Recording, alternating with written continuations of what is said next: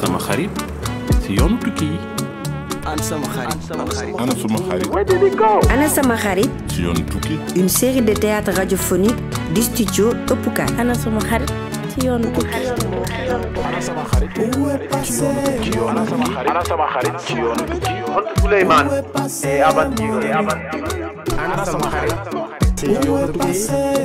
Where did my friend go? ana suma xarit si yoonu tukki. Épisode 10. Eldorado ci Sénégal. Ibu yegsi na Kédougou après yoon bu gudd ci bus bu jóge Matam. Dafa xiifoon lool si la dem toog ci cantine bu mu njëkk a gis ci wetu gaaraasu bus yi.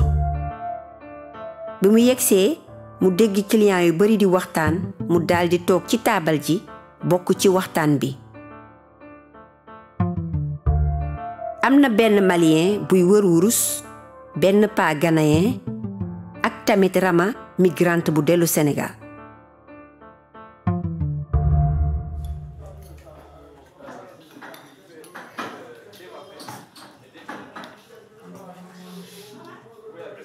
Assalamu alaikum. Bon appétit. Maaleykum salam. Ani Sohoma, c'est bientôt fini. Je te laisse ma place. Amul solo. J'ai le temps. T'as un mismo ni gain. Je dois retourner à Bantako, à 30 km de là. Dama yakamti. Ah, ça va. Lo yakamti. J'ai raconté avant que tu arrives que maintenant, je viens rarement à Kédougou. J'ai plein de boulot dans les mines d'or. On a trouvé un bon site. Je n'ai pas envie de m'absenter. Je viens juste là, quand j'ai des courses spéciales. Aujourd'hui, je devais réparer mon téléphone. Ou aussi envoyer de l'argent au pays. Ok. Kon yow mën nga denc xaalis. Qu'est-ce que tu crois? On fait ça pour le plaisir? On bosse, man. C'est organisé cette activité. J'ai déjà circulé sur plus de 10 sites dans la région. Les coins entre la frontière de la Guinée et du Mali, je les connais. Et je fais ça pour investir dans mon village. J'ai des terres, des frères qui cultivent. J'espère une bonne trouvaille. Un jackpot et hop! Je me barre, mon pote, avec de belles machines agricoles pour agrandir les parcelles et moins se casser le dos. Je commence à prendre de l'âge. C'est physique et fatigant alors. Je veux une activité plus durable et sûre. Surtout, je veux être mon propre patron sans trop partager les fruits de mon travail. Tu me vois petit, mais je suis grand chez moi. Mais est-ce que nit ñu mel ni yow bari nañu fi? Lo bëgg wax des étrangers? Waaw. Xawma woon ni côté bi dafay xëcc nit ñu bawoo feneen. On est tous des Tunkaranke, des étrangers, ay gan. Appelle-nous comme tu veux. Africa unite, bro. We are together. The English colonists called my country the Gold Coast, but it was Kwame Nkrumah at the time of independence who called it Ghana. Like the old empire of West Africa, these borders between us were made by men, but it makes no sense. J'ai circulé dans les sous-régions et je peux te dire, on est plein à bouger.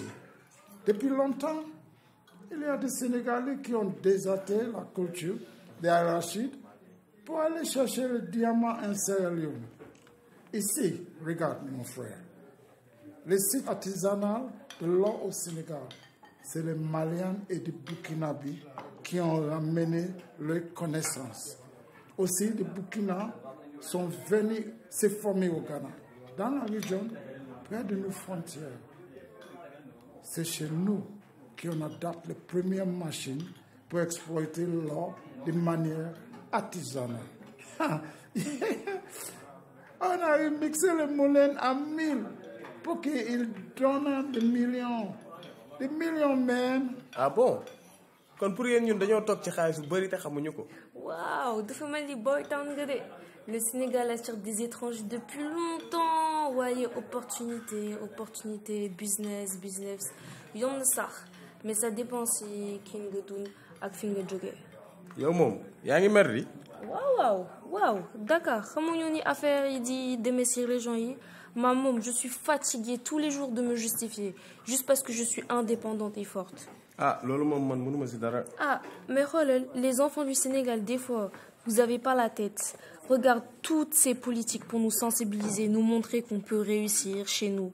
Aduna, Doulolou, il y a des hauts et des bas. Tu as parfaitement raison. Life's gone on, baby. waaw mais daa mel ni yéen gëmoo leen ni Sénégal mën nañ fi tekki quoi surtout yow Rama. Comme Tana sax, quand je suis revenue dans mon pays, li ma gis ci yoon bi ça m'a tellement découragée. C'est tukki bu dangereux, surtout si tu es une femme seule. ah bon loola dal foofu. loolu mënuma ko nettali quoi, mais en tout cas daal avant que je revienne ici toog rat la woon. Sama restaurant dafa doon bu baax. On me surnommait Safloro. J'avais investi dans du matériel d'orpaillage, une moto-pompe et un détecteur de métaux. J'avais tellement investi. Au moment du partage, à mon khalis, bilay bu bari sax. Un jour, quand j'ai vu les sommes que j'avais réussi à épargner, je me suis dit, mon tuki, mais bon, Dieu est grand. Mon voyage s'est terminé en Libye. ah bon fan nga bëggoon dem. Bilay, je voulais partir à Milan. J'ai une cousine qui travaille dans la mode. Dina me former quoi, pour que je puisse travailler, gagner un peu. ah ouais kon lan moo la dal. En vrai, je vais te le faire court, mais j'ai été rapatriée au Sénégal. lan nga bëgg wax foofu. J'ai bénéficié d'une aide au retour volontaire et à la réintégration. Ñu fayal ma sama billet d'avion pour dellu. Après ñu may ma xaalis pour que j'ouvre un petit business. Ubbi naa fi benn boutique jaay affaire pour jigéen ñi. Waaye doxul, on m'a cambriolé méchamment même. Après ça, je n'ai plus entendu personne, imagine-toi, de l'organisme qui m'avait accompagné. Sama xel bi mu ngi ci tukkiwaat quoi. tukkiwaat dem fan ak defalan. Xamuma, mais j'ai déjà fait plein de boulot. En tout cas, c'est de la merde. Toute cette promotion de l'entrepreneuriat individuel comme unique stratégie de retour pour les migrants. En principe, je suis d'accord avec vous, hein. Il n'y a pas de souci. Il n'y a pas de frontières. On est tous des humains et tout. Mais en fait, aujourd'hui, les politiques de l'Europe et des États africains ne nous protègent tellement pas. Au contraire, elles nous mettent en danger. Et encore une fois, toujours plus pour nous les femmes. Moi, j'en ai marre d'être considérée comme une prostituée juste parce que je veux tracer mon propre chemin, comme beaucoup d'hommes autour de moi. Si j'avais encore de l'argent pour investir, je te le jure, je serais prête à aller travailler la terre pour être au calme, sans tous les jugements et les mauvaises langues.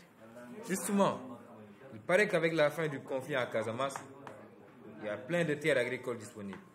J'ai même entendu que d'anciens villageois partis à Dakar, ou plus au loin, étaient en train de se réinstaller pour cultiver des agrumes et faire du maraîchage. ah bon kon vous pensez que dañuy jël ndaw ñi ñu liggéey. Demal xool, il y a toujours besoin d'aide. Après, si tu n'es pas né dans la terre, tu vas vite te décourager. Le boy Dakar. non du pour man en vrai je cherche un ami te moom dafa am fit li ma jaaxal mooy dara tiitalu ko donc peut-être mi ngi foofu di liggéey. En tout cas, je le répète, wallahi, vous avez des opportunités au Sénégal. Il faut apprendre à les voir et les faire fructifier. Regarde Rama, c'est une rappeuse. C'est sûr que si elle était à Dakar, elle aurait plus de possibilités. Elle peut percer. Hey, all right. When I look at you, I know you are an artist. Come on, baby. Let's listen to you. kon da ngay rap man de yaa xam te naa déglu li ngay def ndax man damaa bëgg musique trop déglu ma li ngay def. Je connais la bendo, maman m'a dit ça c'est nada. Ils reviennent toujours de zéro, mais moi je reviens de Dakar. Enfant de banlieue, parisienne, je connais là-bas. 1, 2, 3, on peut te ragar. 4, 5, 6, on peut te pao-pao. Beaucoup de têtes, beaucoup de faux, beaucoup de chacal. La mélo est gang, y'a pas de go pour toucher ma vibe. Beaucoup de têtes, beaucoup de faux, beaucoup de chacal. La mélo est gang, y'a pas de coke pour toucher ma vibe. Partout dans ma tête, j'entends cette voix. Petit tu vas percer, bah oui tu vas percer. Partout dans ma tête, j'entends cette voix. Petit tu vas percer, bah oui tu vas percer.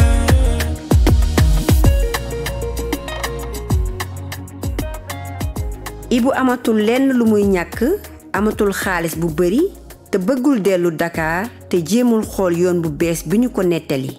Dafa yéemu tamit ci jaar-jaari tukkikat yi di choisir dellu nekk baykat ca Casamance. Dafa duggaat ci bis bu jëm Bignona, fii tamit mu gisal boppam ay tuyu mu jot a dégg ci ñenn Médina Gounass, Wélingara, Kolda. Dafay yéemu ci paysage du sud bu Sénégal ci télé rek la ko doon gis. Dafay nelaw di xalaat Souleymane lan la war a jànkoonteel ci yoon wi yàlla bu ko dara dal.